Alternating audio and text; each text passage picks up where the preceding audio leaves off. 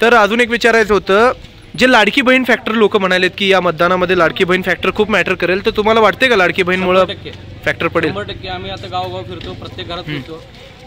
पुरुषांचं माहीत नाही पण महिलांचं असं झालंय की आम्हाला फडणवीस सरकारकडनं, शिंदे सरकारकडनं जे लाडकी बहीण योजनेचे पैसे मिळत आहेत ते आजपर्यंत कुठल्याही काँग्रेस सरकारनं दिले नाही. बरोबर. सरकार म्हणते की आम्ही आले की 3000 रुपये देऊ. बरोबर बरोबर. यांनी अगोदर काय केलं नाही. बरोबर आहे की. आणि आताही काय करणार नाही. बरोबर. पण आम्हाला आमच्या भारतीय जनता पार्टीनं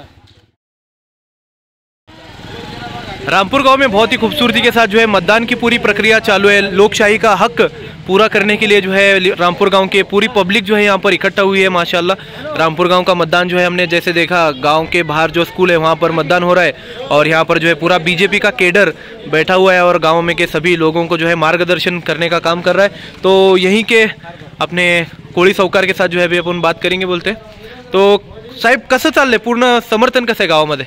वातावरण सगळं एक नंबर आहे. हां, गाव पूर्ण शांततापूर्ण मतदान करत आहे. हां, आणि शांतता महिने चालू आहे आणि जास्तीत जास्त मतदान करण्याचा आमच्याकडनं प्रयत्न आहे. तुम्हाला वाटतंय का की 100% मतदान होईल यावेळेस गावामध्ये तुमच्या? 100% करण्याचा जर प्रयत्न करत आहे. हां, पण जास्तीत जास्त करण्याचा प्रयत्न करतो. तर काही प्रश्न विचारायचे होते तुम्हाला. जे काँग्रेसचे समर्थक आहेत ते म्हणत आहेत की खरी पाणीदार आमदार आपले म्हेत्रे साहेब आहेत, तर तुमचं याच्यावर काय मत आहे? पाणीदार आमदार मैत्रे साहेब आहेत. त्यांनी त्यांच्या कार्यकाळात जे आश्वासने दिले ते कामं केले ते त्यांच्या हातनं पूर्ण झाले नाही. 3 टर्म मैत्रे साहेब स्वतः आमदार होते. बरोबर. त्यांना ते पाणी आणायचं झालं नाही. स्वतः गृहराज्यमंत्री ते पण होते. बरोबर. त्या काळात त्यांचं हे झालं नाही.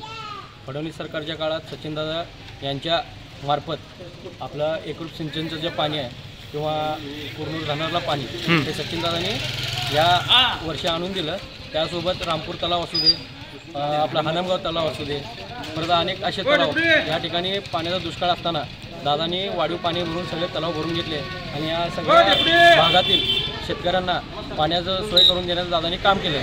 त्यामुळं आमचं असं मत आहे की या पाण्याच्या जीवावर सचिनदादा यांना 100% मतदान मिळेल, लीड मिळणार. आणि सचिनदादा कल्याण शेट्टीचं काही विकास काम रामपूरमध्ये झाले ते हे बघू शकता तुम्ही. हे सभा मंडप जे आहे सचिनदादांनी दिले. हे काँक्रीट रोड बघू शकता सचिनदादांनी दिलेलं आहे. परत अजून भरपूर कामं केले. तुम्ही तिकडे पाहू शकता सगळं. आज हरिजन वस्तीमध्ये तिकडे परत कामं झालेले आहेत. तिकडे सभा मंडप झालेले आहेत आणि आज अंतर्गत गटर झालेले आहेत. सगळे एवढे कामं भरपूर सचिनदादांनी केलेले आहे. आणि 90 लाख रुपये जलजीवन मिशन अंतर्गत सचिनदादांनी दिलेले आहे. ते पण काम प्रगतीपथावर आहे. म्हणजे रामपूर गावामध्ये भरपूर काम झालेलं आहे सचिनदादाकडून. आणि ते 2 नवीन अंगणवाडी बांधले ते सचिनदादांनी दिले. एक पूर्ण झालेले, एक दुसरं काम चालू आहे. ओके. तर अजून एक विचारायचं होतं, जे लाडकी बहीण फॅक्टर लोक म्हणालेत की या मतदानामध्ये लाडकी बहीण फॅक्टर खूप मॅटर करेल, तर तुम्हाला वाटते का लाडकी बहीणमुळे फॅक्टर पडेल? 100% आम्ही आता गावगाव फिरतो, प्रत्येक घरात फिरतो.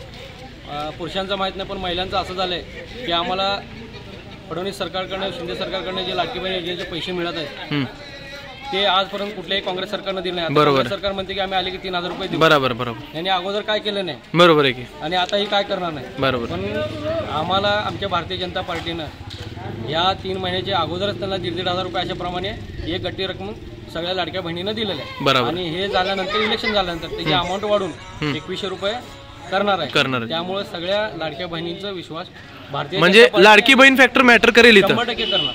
तर अजून एक विचारायचं होतं की पूर्ण रामपूर गावातून लीड किती भेटेल साहेबांना? आम्ही मागच्या वेळेस 150 दिलं, यावेळेस त्यापेक्षा जास्त देण्याचा प्रयत्न करू. म्हणजे गेल्या वेळेस 150 बसलो होतं खासदार केला.